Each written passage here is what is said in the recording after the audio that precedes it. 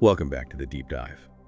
Today, we're diving into something you might not expect. We're talking about grounding, literally grounding, like with the earth. I mean, Yeah. in this day and age, with all the tech and all the notifications, who couldn't use a little more connection to the actual ground? You're so right. You're really hitting on something important. This practice of grounding, or earthing, as some people call it, it's really having a resurgence right now. And it's not just like some trendy wellness fad. It's something that humans have been doing for centuries, intuitively. Yeah, I totally get that. Like Yeah. walking barefoot on the beach or, feeling the grass between your toes. It's just instinctively calming. But like, what's actually going on there? Is it all in our heads? Well, that's where it gets really fascinating, because emerging research is showing that grounding actually has a tangible effect on our physiology. Okay. So, for example, think about the Earth's natural negative charge, like this giant battery, and we can tap into it. Okay. We, on the other hand, tend to build up a positive charge, especially with all the electronics that we use. Wait, so you're saying I'm like walking around with too much positive energy. Uh, What does that even mean? well, think of it like static electricity. Okay. Grounding allows that excess charge to discharge, and it basically syncs us with the Earth's frequency. And studies have actually shown that this can lead to measurable changes like reduced inflammation and improved sleep. There was a study by Chevalier in 2012 and Oshman in 2015. Okay, that's not what I was expecting. Yeah, It's like hitting the reset button on my entire system, but like in a way that makes scientific sense. exactly. And beyond the physiological effects, grounding can also have a really profound impact on our mental and emotional state. It's like dropping anchor in the present moment. Yeah, I can see that. Instead of getting lost in like the mental whirlwind, I'm more aware of my body, my surroundings. I'm actually here. Yeah, you're present. Yeah. That's one of the key benefits. By shifting our attention to our physical connection with the earth, we naturally shift away from anxieties and racing thoughts. So it's not just about feeling calmer in the moment, but it's also about creating a sense of security, like a more solid foundation. Yeah, precisely. It's like this feeling of being held or supported, but on an energetic level. Okay. And we tap into the unwavering stability of the earth, which can be incredibly empowering, especially in challenging times. I like that. Like the earth is giving me a giant hug. Exactly. But isn't there also a connection to our energy systems, like the chakras? I'm always curious about that stuff. Yeah, you're right. Grounding has a particularly strong connection to the root chakra, or Muladhara, located at the base of the spine. Okay. It's our energetic foundation. It governs our sense of safety, security, and connection to the physical world. So if my root chakra is out of whack, is that why I sometimes feel scattered and anxious? It could be a contributing factor. When the root chakra is balanced, we feel grounded, stable, and confident. But when it's imbalanced, it can manifest as fear, insecurity, or lack of focus. And grounding helps to bring it back into balance. It does. Okay, I'm starting to see how all of this fits together. Yeah, it's like sending a direct line of energy to that energy center, helping to harmonize and balance it naturally. And that's why grounding can be so helpful for anyone who's feeling ungrounded or disconnected. Okay, I am definitely sold on this idea, but how do we actually do it? Is it just about walking barefoot outside? Well, that's certainly one way, and a very effective one, but there are other techniques that can actually enhance the grounding experience.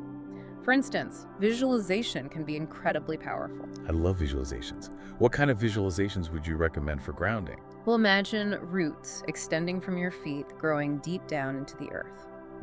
Picture those roots anchoring you to the earth's stability and strength, drawing energy upwards. Oh, I can almost feel that sense of grounding just imagining it. Yeah. What about affirmations?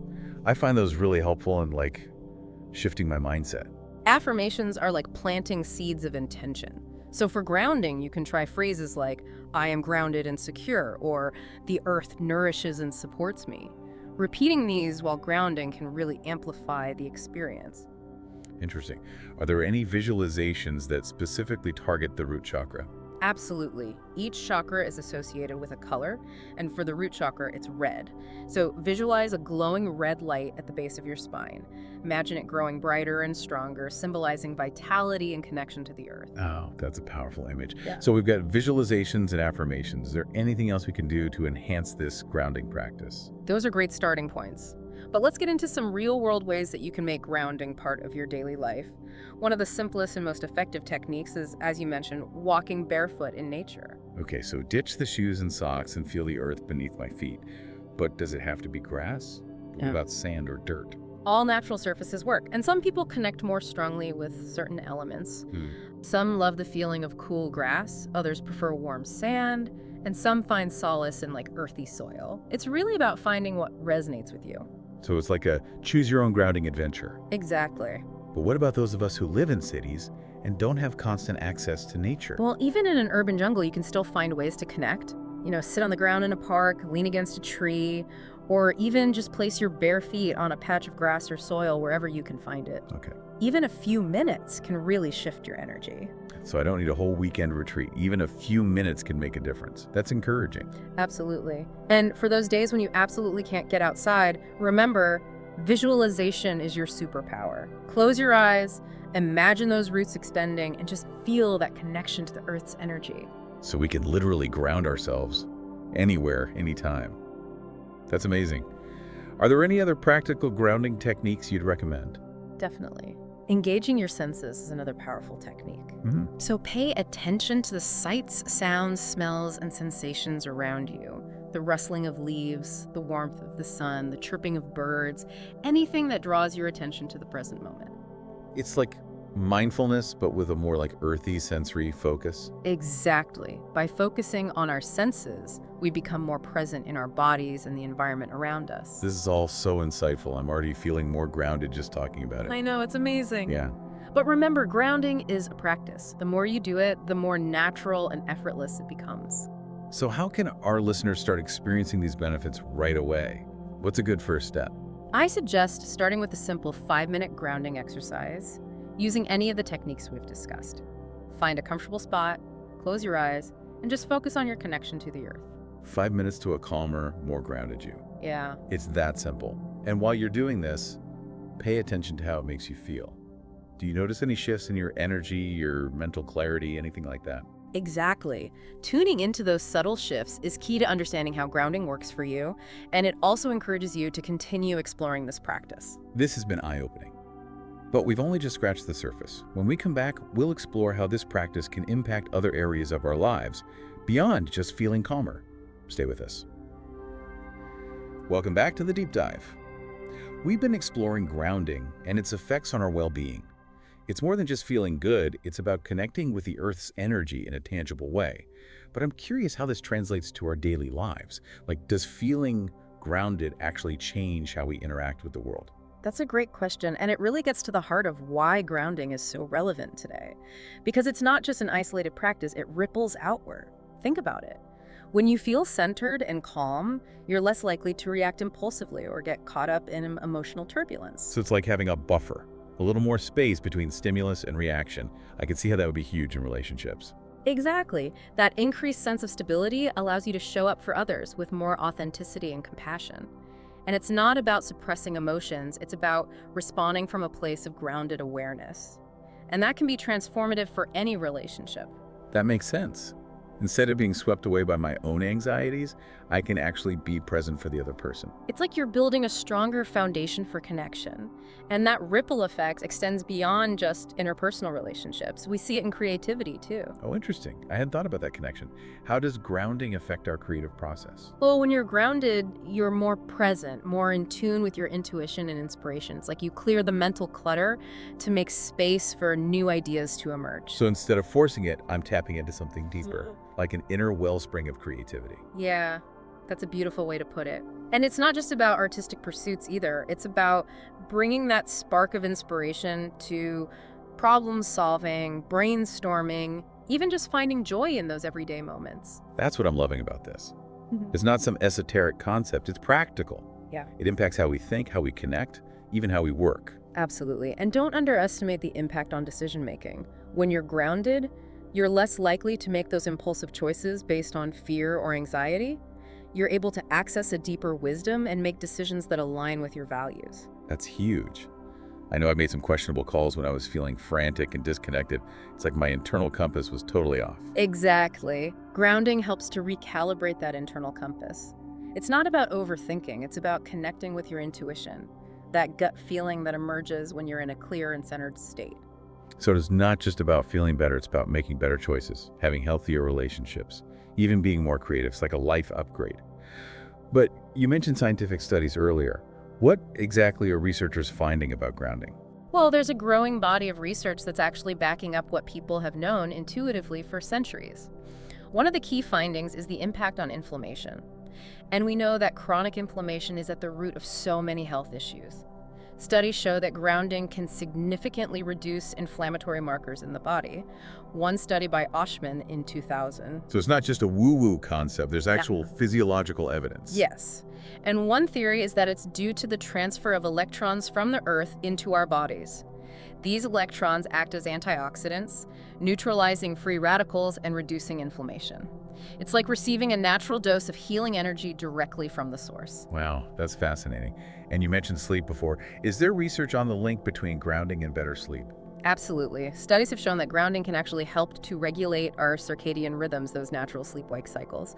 And people who practice grounding often report deeper sleep and waking up feeling more rested and rejuvenated. Okay, that's something I think everyone can get behind. Better sleep, less inflammation, clearer thinking. Sign me up. And it's not just about the scientific validation, it's about the millions of people who are actually experiencing these benefits firsthand. It's becoming a global movement, a rediscovery of our essential connection to the earth. This is also encouraging. It's not a complicated solution, and it's accessible to pretty much everyone. We don't need fancy equipment or retreats.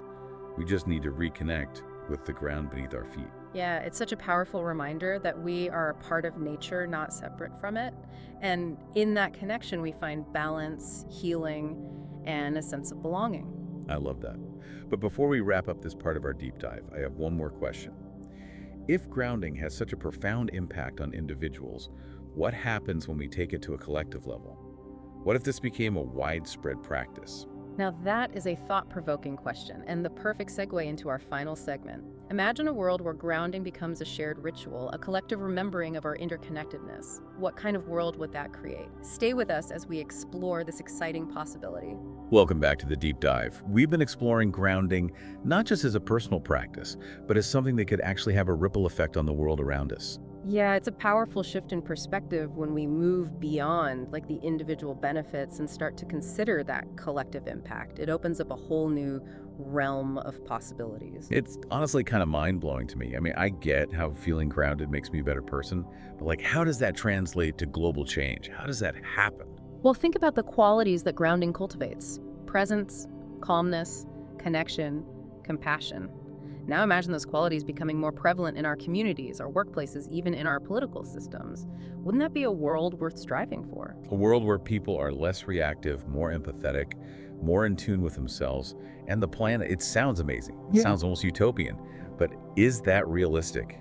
How do we get from feeling the grass between our toes to creating a more harmonious society? Well, it starts with each individual embracing the practice. And as more people experience the benefits firsthand, they become like these little beacons of calm amidst the chaos. So it's not about preaching or converting people. It's about embodying the change we want to see. Exactly. It's about living it. And naturally, that energy ripples outward. We inspire others by example, and gradually, a collective shift begins to take shape. It's like planting seeds of grounded energy that can blossom into something much larger. But are there more tangible ways to promote grounding on a bigger scale? Absolutely. We can advocate for more green spaces in our cities, encourage barefoot walking in parks and nature trails. Imagine schools integrating grounding practices into their curriculum. Wouldn't that be incredible? Kids growing up with that connection to nature, learning to self-regulate, to be present, that's a beautiful vision. And it's not just for kids. Either think about workplaces incorporating grounding breaks into their day. Yeah, it's about creating a culture that values connection both to ourselves and to the natural world. In a world that's increasingly fast-paced and technology-driven, grounding offers a much-needed antidote. It's like hitting the pause button, remembering what truly matters. And in that space, we can make more conscious choices, not just for ourselves, but for the planet as a whole. Exactly. Grounding is about recognizing our interconnectedness. It's a reminder that we are part of a larger ecosystem, and our actions have ripple effects. This has been such an inspiring conversation, and I have to say, I'm feeling incredibly optimistic. It's not about fixing everything. It's about taking those small steps, those moments of connection that can lead to a more grounded, more harmonious world. I couldn't agree more. And as we wrap up our deep dive into grounding, I want to leave our listeners with a simple invitation. Take a moment today to connect with the earth. Feel its energy, and remember that in that connection, we find not only peace and healing for ourselves, but the potential to create a better future for all. Thank you for joining us on this deep dive into grounding. We hope you've been inspired to explore this practice and discover its transformative power in your own life and in the world around you.